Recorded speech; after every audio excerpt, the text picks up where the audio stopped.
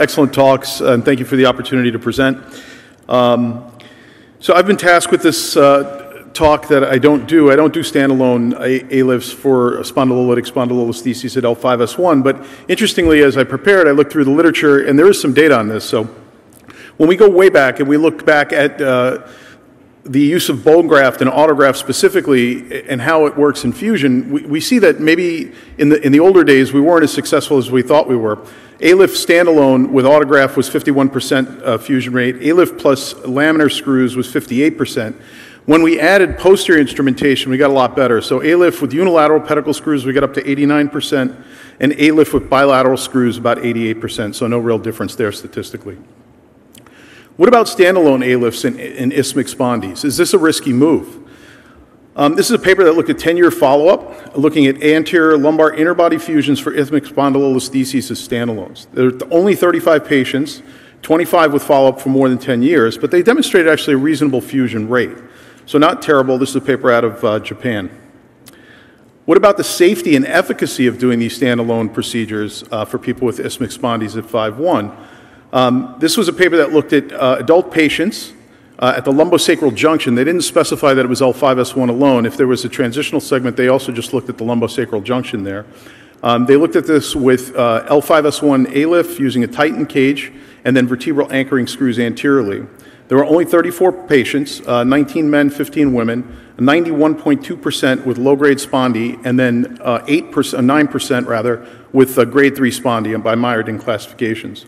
When they look at the scores on the outcomes, these patients actually did reasonably well, respectively, and at 1 year, they had preservation of their improved outcomes.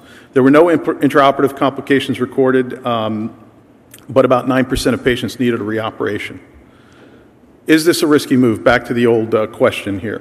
There's another paper that shows 65% of patients with isthmic spondies, young patients, mean age of 40.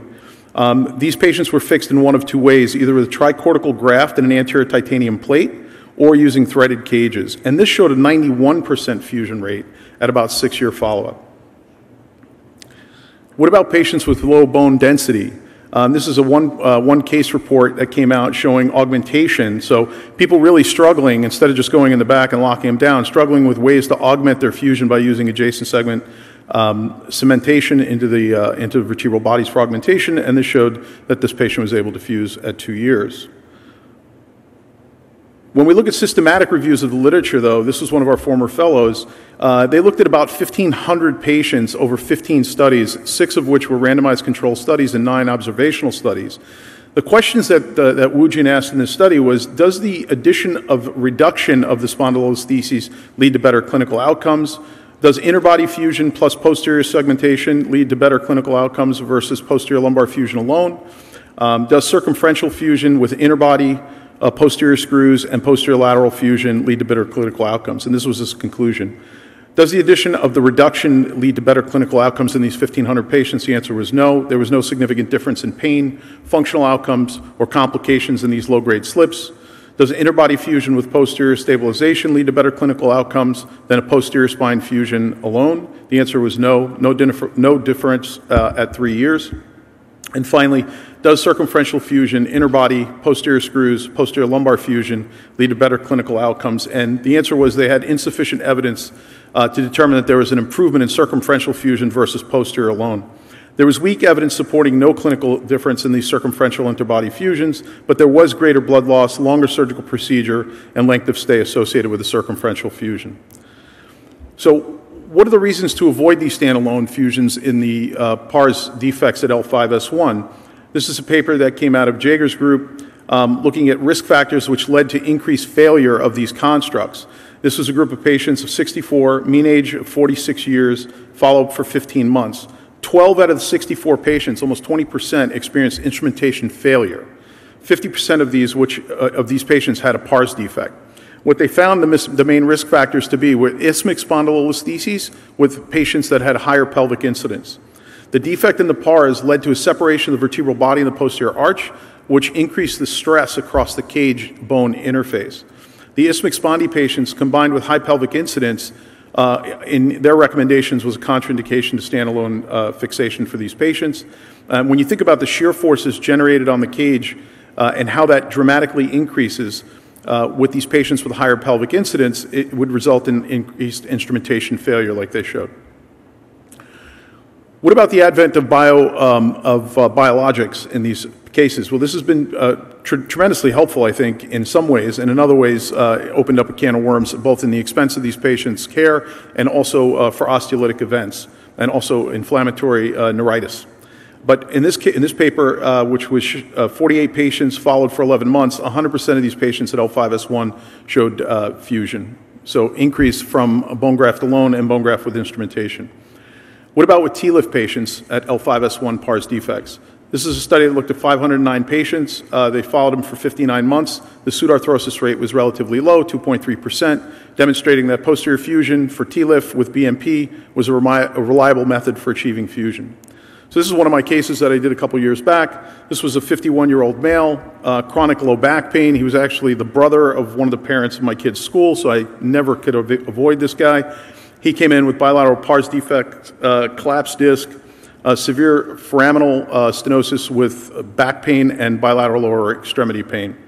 This is CT scan, demonstrates this chronic collapse. You can see he's got a calcified disc, herniation into the foramen with bilateral pars defects. This is MRI. He didn't have terrible central canal stenosis, obviously, as you wouldn't expect with the bilateral pars defects, but he did have some lateral recess stenosis here and some severe foraminal stenosis you can see on that panel on the right. So for this patient, just like we just talked about, I ended up doing an open TLIF on him because of that calcified disc. I wasn't sure if I was going to be able to get it.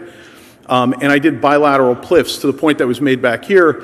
When you do expose the disc posteriorly from bilaterally, you can put a distraction paddle on one side, open it up, do your evacuation, really work to clean out your disc space, prepare your end plate so you achieve a solid fusion, and then you can implant your cage either unilaterally with a banana type cage and get it across the front, or bilaterally like I did in this case. And you can see even in this case, I think there's good segmental lordosis here with the use of a cage that's about 9 degrees lordotic to begin with. So use that as a pivot point, almost like a fulcrum, and then you can compress over it.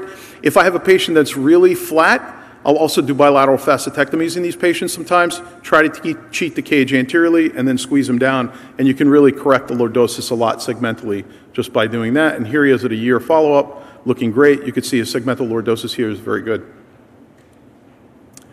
So in conclusion, I think there is some evidence, which I was surprised to find, supporting the use of standalone ALIFs for isthmic spondylolistheses, but I think that's low-quality data. I do have some concerns about standalone ALIFs, especially in patients like we demonstrated with high pelvic incidence. The fusion rates appear to be highest when you do a combined anterior and posterior approach. Having said that, most people, like we saw in the audience today, would do a posterior approach plus or minus interbody fusion. And again, with good carpentry and good biologics, if you use them, your fusion rate is still very good. It's in the 98% range.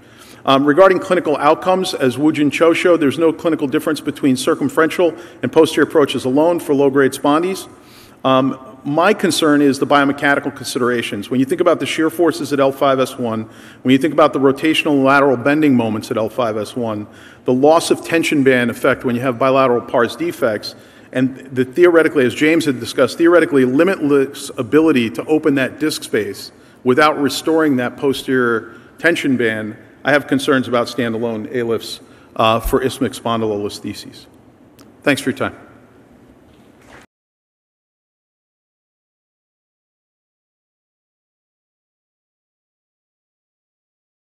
Associate professor with the departments of neurosurgery and rehabilitation medicine at the University of Miami.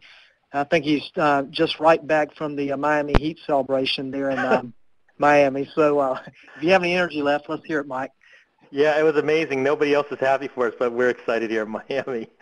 Well, thanks, Bruce. Thanks, Roman, for putting this together. This is my first ViewMedi, and I'm really amazed by the international audience. I mean, it's really fantastic. What a great way to flatten the world, and congratulations on this wonderful venue. So everybody so far, I think, has been really on message and talking about evidence and things that are not highly controversial. So I'm just going to be the straw man here and bring out some other options. So here's my disclosure slide. You can find this on ViewMedi. So I think the simple question, right, since we have a pretty big audience of diverse backgrounds, is spondylolisthesis might be the best indication for surgery. I always tell my patients that even after the healthcare reform, we're probably still going to be able to get approval to treat these patients occasionally. So, they frequently have symptoms that are reproducible and very reliable mechanical source potentially for pain in the back as well. And so why do we need MIS options? So we've already heard about some really good open options. There's controversy already there. Do you need to do a fusion? If so, do you need screws? Do you need to do 360 or just through the back or through the front? So I think we can add to that controversy, fuel to the fire, by talking about the minimally invasive options. And so, of course, everybody's familiar with this concept, right? 10 years running, we've been talking about this. MIS proponents like myself still have the onus and burden to prove that this is the case, that we are seeing reduced trauma to the tissues, to the soft tissue envelope, and better recovery rates, better or equivalent fusion and clinical outcomes rates. I think we're starting to demonstrate less blood loss and lower incidence of infections and probably shorter hospital stays, at least here in the United States. So I'm just going to give a quick list, and I apologize if I've left anything off because I know this technology is a moving target, but these are sort of the general areas. We'll cover ALIF with and without backup, interspinous spacers, transsacral screws, MIS TLIF, of course, is the workhorse, and an XLIF DLIF. So this is a case I put up because this is kind of an interesting one. This is a lady who had an isthmic spondy, was treated by a combination surgery by the orthopedic and neurosurgery chairman, Frank Eisman and Barth Green, both of whom are world-renowned, had an in situ fusion, did beautifully 25 years ago, and then develops this other level at L4-5 that actually is somewhat mobile. And she was terrible pain. The solution for her, she had all this posterior surgery before and big, robust fusion down at 5-1. We did an ALIF and then backed her up. Some people would consider ALIF as a general rule MIS, and the question would be, I think, with ALIF, do you allow for a standalone ALIF in a spondy case, or do you need to put screws in? I think most people would say you need to put percutaneous screws in.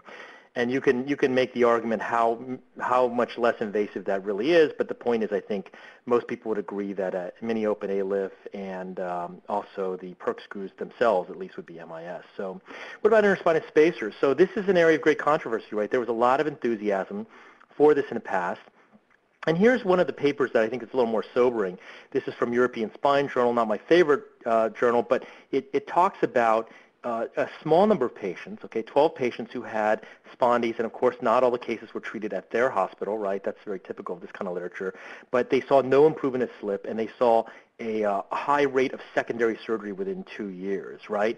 And so I think this is a really important kind of a highlight of this new technology because, we like to embrace new technology frequently, and we'll see things that are exciting, like maybe you can treat unilateral leg pain with a spondy with an X-stop or some other interspinous spacer, and I think the jury's out on this. It certainly does not adhere to any of the basic principles that we've heard of or heard about, I should say, so far tonight, right? So this is something that can be discussed further, right? Another perhaps equally controversial arena is this concept of transsacral approach. And of course, the approach itself is not entirely novel, right? Henry Bowman described this many years ago in a slightly different approach. But the idea of simply getting an interbody fusion and now, of course, distracting across the inner space with a differential pitch head, and I don't think this movie is going to run, but the differential pitch allows you to distract across the disc space. For those of you who have not seen this, I don't think there are many people who haven't seen this yet. Of course, this is targeted primarily at L5S1. I'm sorry, that's kind of a commercial movie, but I think most of you have seen that before. At L5S1, and now 2-level cases are being done, so you can cover L4-5 and L5S1 together. And so the idea is to distract across the disc space, get a fusion. And so this is a nice paper from Peter Gertzen in Pittsburgh, and they looked at isthmic spondy, right, so a little bit different, but 26 consecutive patients. And basically, the results is a lot of the MIS literature is uncontrolled, and we're not sure about the exact criteria for patient selection, but patients did really well. You're talking about a median hospital stay of 1 day or 2 days maybe. They saw some decent reduction rates, and you can see it here that the pain improvement was better, and they didn't have a lot of complications, and they found a high fusion rate. So the question is really, is this generally applicable or not? And I think the idea being that, this is maybe first or second generation technology, and we might see this. I introduce it not so much to propose this as something working, but something that in the future might be an option in a altered form, in a more revised form, right? So let's get to the more traditional stuff. Open PLIF, TLIF, I think everybody agrees that this is very effective. You can get a bilateral or unilateral decompression. This kind of insert and rotate technique that Bill Sears really popularized by distracting across the disc space really becomes powerful in an MIS setting. That is, how do you get a whole disc out or much of the disc out? You got to use this kind of insert and rotate inline technique to shave the disc and get it clean. And so we've seen MIS TLIF become sort of the workhorse procedure. Every company has a system now for percutaneous screws, a tube, and a sort of a cage, because it involves the necessary fundamentals, right? Decompression, cage placement, and pedicle screw fixation, right? So all those essentials are being done more or less, for better or worse, compared to open, but they're at least in philosophy being performed, right? So it's a nice idea, and this shows down here the area of the tube, and you can see that you're taking sort of a different approach here in the sense that the direct decompression is not as complete. You're relying on cage distraction and correction of the slip to get really a reduction of your spondy, right? And I don't want to ignore, the other elements of MIS surgery. In other words, does the tubular surgery equal MIS surgery? And the answer is no, right? So Lee Wiltse, the late Lee Wiltse, popularized an approach you probably are all familiar with between the longissimus and multifidus muscles. So if you utilize this approach in combination with, let's say, a mini open or really an open surgery, you really get a very nice trajectory for pedicle screw placement down the shaft of the pedicle, and you'll find the blood loss is really minimal. And I've tried to limit the number of slides, but you can take my word for it. When you enter this intermuscular plane between the fascia, it really is very efficient, and then it's just a matter of getting your cage in and getting the proper decompression.